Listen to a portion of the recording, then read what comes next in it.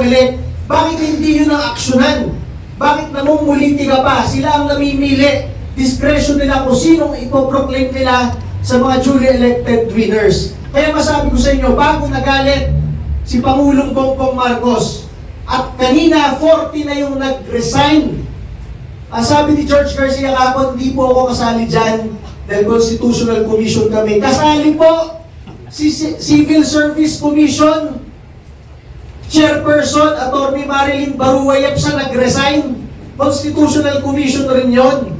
Bakit hindi mo samahan? Bakit hindi ka manindigan sa wisdom ng nag-appoint sa'yo na gusto nila walang ahensyang namumulitika ngayon at ikaw ang huling namulitika bago nagalit ang Presidente ng Pilipinas? Yun po ang ating statement.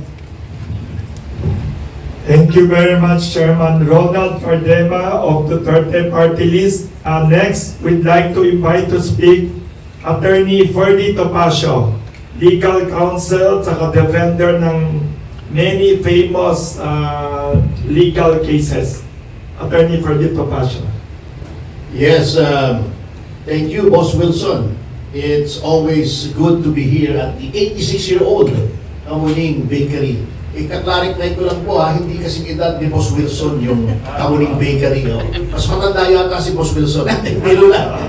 Anyway, I'm here and I... Hello. By the way, I'd like to acknowledge also my good friend, my client. I'm here as one of the lawyers of the Duterte Party List, the late Chairman Ronald Cardema. Na-late kasi siya eh. And of course, my idol. And ina-acknowledge ko, mas magandang lalaki ito sa akin. Si Attorney Harold Respicio, whom I finally got to meet for the first time. Kaya, fanboying ako ngayon eh. Anyway, levity aside, I'm here not only as lawyer for Duterte Youth, but to protest against what to me is the most politicized commission on elections in the history of this country. I've always said it was a bad idea na yung abogado ng Pangulo ang i-appoint bilang chairman ng COMELEC. Bakit? Because we lawyers, alam ni Attorney Harold yan, we are bound by a certain set of principles, one of which is conflict of interest. You cannot go against a client even after the lawyer-client relationship has ended. And that's the bedrock principle. Sagrado po sa mga abogado yan. E paano si George Garcia? He was very active as an election lawyer. Ang dami niya naging kliyente, not only the president. How is he going to deal with the situation when a former client goes before the Commission on Elections, which he has? Kahit mag-inhibit na siya, sabihin natin mag-recuse siya sa proceedings, there will always be a cloud. Number two, yung mga actuations po ng ating COMELEC, sad to say, do not inspire confidence. Hindi lamang yung Duterte Youth, alam na natin, ano? Kung nandoon naman po sa petition at nasabi na ni Chairman yung lack of due process. Kasi nasa Omnibus Election Code, totoo naman po, you can suspend a proclamation. But only when evidence is strong. Pag sinabi mong suspended ang proclamation, when evidence of guilt is strong, you have to state the law violated and the facts that led you to conclude that evidence of guilt is strong. That is an integral part of the due process clause of the Constitution. You have to be informed. The law must inform you, it must hear you before it condemns you. Dito walang hearing. And the suspension is not even based on strong evidence as provided for in the law. It is based on serious allegations. Allegations. Sinabi na ng ating Korte Suprema, accusation is not synonymous with guilt. Serious allegations. Are you effing kidding me? Etong kasama natin sa SMNI, sinabi ko, oy, rapist ito. Is that not a serious allegation? Nasaan ang proof ko? O ito, mamamatay tao ito, murderer. That is a serious allegation. Where is my proof? Ibig mo sabihin, he will have to face the consequences of the allegation just because it is serious. Plus, yung equal protection clause, persons similarly situated must be similarly treated. Di ba yung sa Akbayan, Gabriela? Serious allegations, recruitment para sa insurgency movement, armed insurgency kasi government, pinapatay na pulis sa sundalo, nagre-recruit ka, pati yung recruit na papatay. Hindi mo ba seryoso yun? O bakit hindi suspend? The allegations are serious and the allegations were made by agencies of the government such as the NTF, LCAC, and the Office of the Solicitor General. Di ba seryoso yun? Suspend mo rin. Di ba? O. Yan ang nangyayari. Aside from Duterte Youth, ang daming kapwitan na ginagawa ng ating COMELEC. Ito na lang. Ito, prime example. This is yung pagkonekta ng counting machine. Anong ginawa? Instead of addressing the concern, pinagdidimanda yung mga attitude ng COMELEC. Kinasuhan, pinadidispar, pinatatanggal as a certified public accountant. O, pinapadisqualify pa. Pero, yung sinasabi niyang problema na dapat huwag i-connecta, sinunod ng COMELEC, di ba? Sinunod. O, anong problema mo, Mr. Garcia? Susundin mo, ba't dinimanda mo? Tama naman pala. That is an explicit admission that he was right. Why is he facing charges? Why is he facing disqualification based on alleged fake news? O, bakit ganun? O, ito pa ha. Kita niyo kung anong double standard ng COMELEC. Sa Negros Oriental, si Janice de Gabo, sa pagkakaalyado ng gobyerno, di ba? Saan ka nakakita? Iniimbestigahan ng Department of Justice yung murder ng asawa. Dapat wasay judicial yung stand ng DOJ pag preliminary investigation. Iimbitahin mo sa party sa Malacanang yung widow, kasama yung presidente. Ang presidente, alter ego niya yung DOJ. O, paano mong papafine si Tebes na walang probable cause? Nakikihalubilo ka doon sa complainant. Etong, Negros Oriental, baka hindi nyo alam, pero hindi ina-adoption na ng COMELEC. Si Janice de Gamo, mayor ng Pamplona, nasa 1st District. Tumakbo siyang congressman ng 2nd District. We all know that before you can run for Congress in a district, you have to be a resident there for at least 1 year. Paano yung mayor ng bayan na nasa 1st District, residente ng 2nd District? O di ba? Ibig mo sabihin, hindi siya residente ng 1st District, paano siya naging mayor doon? Wala siya ron. May disqualification, inaksyonan ba? Wala. Yun, obvious. Factual. The facts are not disputed. Dinisqualify ba? Hindi. O. Di ba? Yan ang problema sa COMELEC. In closing, the COMELEC should be the agency of the government which was elevated to a constitutional level. Kaya nga, impeachable lang yan eh. May independent, 7-year term. Hindi pwedeng tanggalin. Elevated to the rank of a constitutional body in order for it to be able to accurately ascertain the will of the people. The will of the people. Because sovereignty resides in the people and all government authority emanates from them.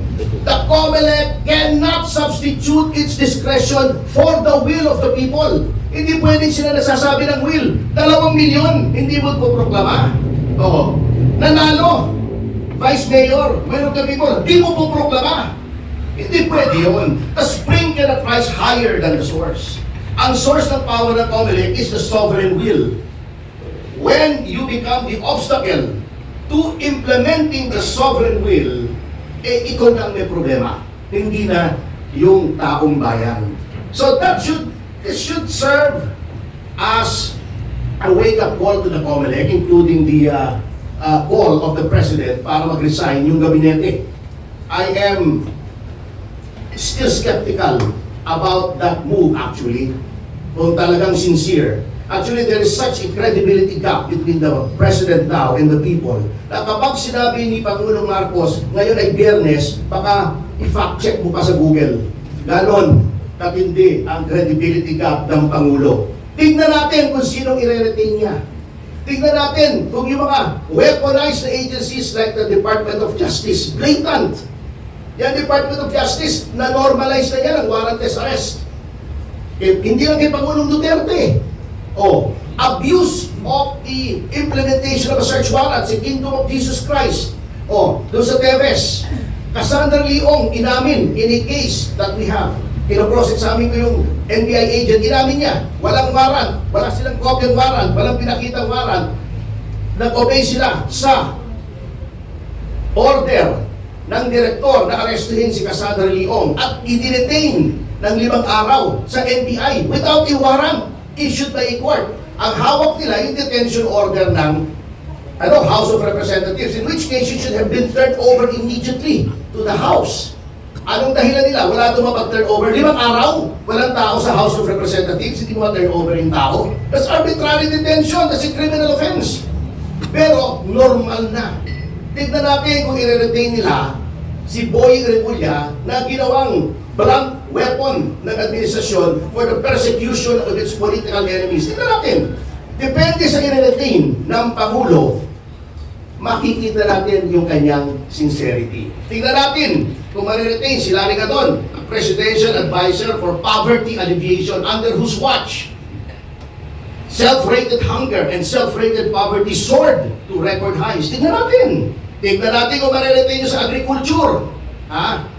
Na nagkakandalo-loko yung supply ng basic commodity, which is rice. Tignan natin kung sino ma-retain, kung sinong hindi. Then, we will pass judgment. At pag hindi pa naayos ng Pangulo ito, eto na naman, last opportunity na niya to regain whatever shred of credibility he has left. Whatever prestige the Marcos name has left. Tingnan natin kung kakayanin niya. I give him the benefit of the doubt, but I doubt the benefit. Thank you. Opening. Good morning. Unahin ko lang si Chairman Cardema. Sir, may we know the update nung petition for certiorari at saka writ of preliminary injunction sa Supreme Court pending your proclamation? Yun po, nung Monday, hindi tayo sinama sa proclamation, kaya nung Tuesday po, nag-file tayo nito sa Supreme Court. Kasi pakiramdam natin, it is grave abuse of discretion. Kasi ang daming may kaso dyan sa COMELEC, mga kasabay naming mga kongresista, party list, yung iba, ang kaso, malversation of funds, plunder, merong kaso sa CA pa si Congresswoman De Lima tungkol sa drugs, meron pang kaso sa citizenship, ang daming merong kaso dyan. Pero nung araw ng proklamasyon, ang nilagay ng COMELEC, kaisa-isang very serious, yung sa amin, masabi ko sa inyo kung ano yung kinaso sa amin ng Kabataan Party List. Talagang kahit hindi kayo abogado, magbobobo kayo. Kinasuhan kami ng vote buying noong 2019. Bakit daw? Nag-speech kasi ako noong 2019, sabi ko, kapag kami ay nanalo, lahat ng aming pondo sa aming magiging opisina ay iaalay namin pang serbisyo sa taong bayan. Wala kaming kukurakutin kahit piso. Yun yung statement ko sa speech ko. Kinasuhan ako ng Kabataan Party List ng vote buying. Sa dami-dami ng gobernador, kongresista, mayor at mga kalaban nila na tunay na naglalabas ng maraming pera, milyon-milyon tuwing eleksyon na mimili ng boto, ang kaisa-isang kinasuhan sa central office ng vote buying kami na nangako lamang na ang aming magiging pondo ay ibibigay namin sa taong bayan. Gano'ng kahawsaw yung kaso na yon? At yun yung sinasabi ng COMELEC na very serious, kaya kami nakahold ngayon. Pangalawa, ang pangalawang kaso sa amin ng Kabataan Party List. Nag-speech daw ako noong 2019, ang sabi ko, kapag kami nanalo sa Kongreso, dedebatihin namin kayo hanggang maubos kayo sa Kongreso. Mahilig tayo makipagdebate. Si Jim Paredes nga, sinugod natin sa EDSA para debatihin. Talagang debate yun. Si Kaloy Zarate ng Bayan Muna, kadebate natin. Yun yung sinasabi ko, dedebatihin natin hanggang matalo kayo, hanggang maubos kayo sa Kongreso, katulad ni Bayan Muna natanggal. Ang kinaso sa akin, yung huling parte nilagay, hanggang maubos kayo, / Chairman Cardema is promoting violence tantamount to mass murder in the Philippines. Sabi ko, yun yung klase ng kaso na kinaso sa amin. Kaya nga, nakapending pa yun kasi house show talaga. Ang isa pang kinakaso sa amin, tanggalin daw yung registration namin kasi hindi kami rehistrado. Sabi ko, ano paano nangyaring pinipetition yung tanggalin yung rehistro namin dahil hindi kami rehistrado? Kaaway ko yung taga-Comelec noong 2019 to 2022. Senior Commissioner, si Rowena Guanzon. Kung hindi kami rehistrado dyan, tinanggal na ako ng kaaway ko. Sinasabi daw, meron daw hindi na-publish, meron daw hindi hearing na pinuntahan. Lahat ng order to publish, lahat ng notice of hearing na comply namin. Itong kakasuhan ko nga rin to si Atty. Maranyon eh. Kine-claim lahat na hindi rehistrado yan, fake yan. Paano mo pa patunayan yun? Nag-i-exist kami 3 eleksyon na. Ibinoto kami ng taong bayan noong 2019, 300,000 na tao. Binoto kami ng 2022, 600,000 na tao. Ibinoto kami ng lampas 2 milyong Pilipino ngayong 2025. Pinakamataas na boto ng mga pulis at sundalo, pinakamataas na boto ng mga OFWs at ng maraming Pilipino. Paano sinasabing hindi kami nag-exist? Yun yung kaso sa amin noong 2019. At yung nagkaso sa amin, si Kabataan Party List, meron rin siyang pending case. Ang nagkaso, gobyerno ng Republika ng Pilipinas, sinasite yung mga napatay nilang miyembro bilang teroristang NPA. Bakit sila naproklama? Bakit mas seryoso yung hamsyaw na kaso sa amin nila kesa doon sa kinaso ng gobyerno ng Republika ng Pilipinas, pending pa rin hanggang ngayon?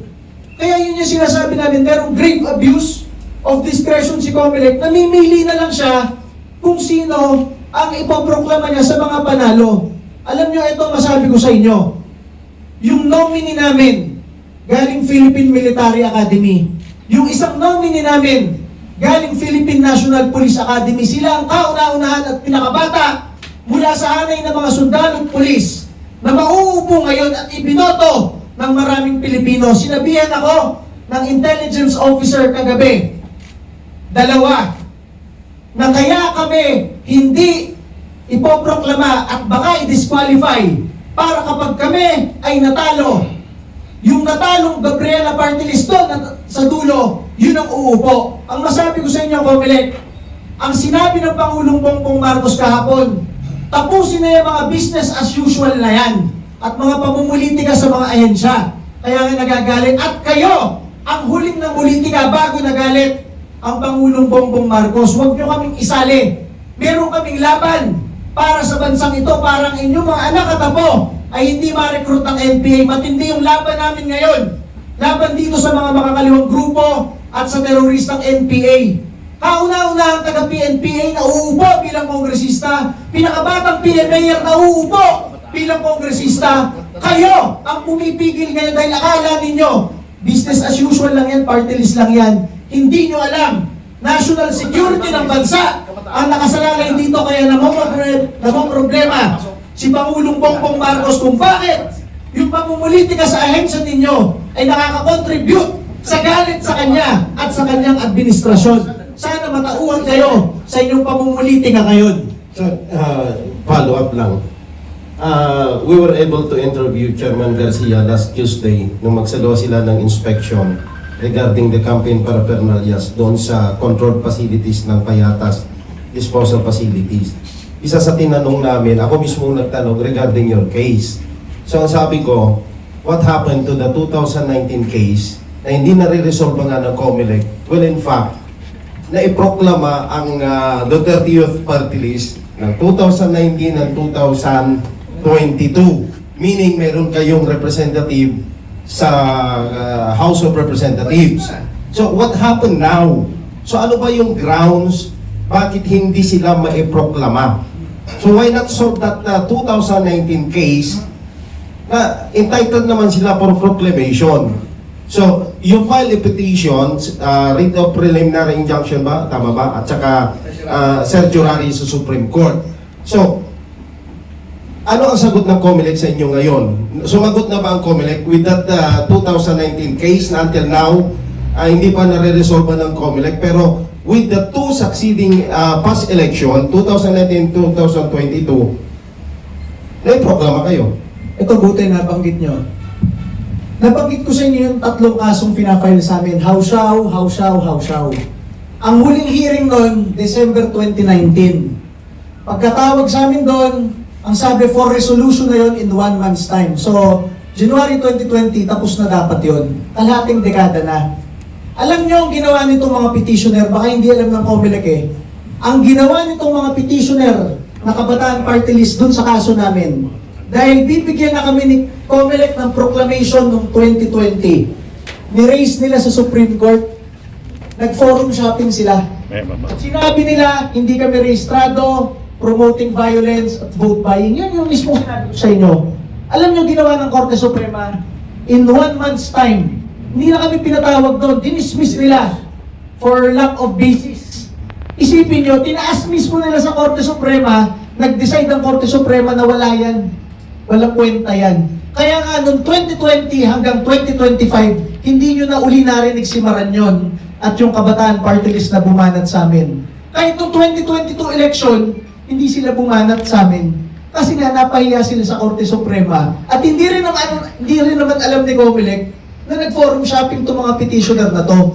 Kailan nag-ingay ang mga petitioner? Nung last week of March. Bakit?